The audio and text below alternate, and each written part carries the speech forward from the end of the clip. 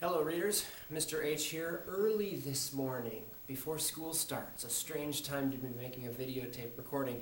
Anyone who comes into my room right now will think I'm nuts. I use C3PO here to get the height right. Hopefully you can see all of me. I don't have anyone behind the camera. So anyway, I wanted to talk to you this morning on a day in April for National Poetry Month about a little book I checked out at our media center yesterday called Technically, It's Not My Fault. A book full of concrete poems that take the shape of what the poem is about. I wanted to give you just a taste of this book by reading for you this kind of interesting beginning, which will tell you a little bit about why maybe it's called Technically, It's Not My Fault. So, here we go.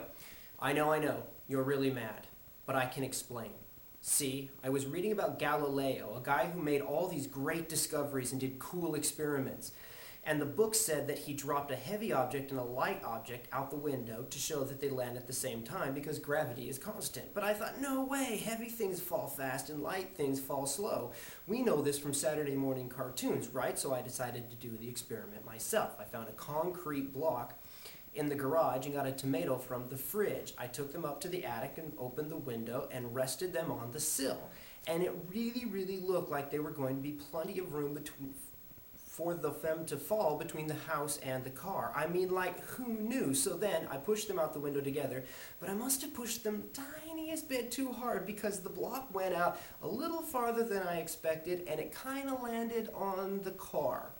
But you know what? That tomato got there at exactly the same time, which proves that Galileo was right. Boy, did I ever learn a lesson. That's the important thing, isn't it? I mean, even if you know something for a fact, like heavy stuff falls faster than light stuff, it's best to check at a carefully planned scientific experiment. Oh yeah, and I also learned not to drop concrete blocks out of the attic window.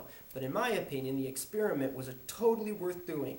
There was just one slight mix-up, one tiny detail that went wrong. So even though the car has a concrete block sticking out of the roof, technically, it's not my fault. Do you see the concrete block, concrete poem? It's good, isn't it? The book is full of hilarious little concrete poems that will make you giggle, make you maybe feel a little bit sick to your stomach. There are a few kind of gross ones, but they are quite funny, and I highly recommend Technically, It's Not My Fault by John Grandits.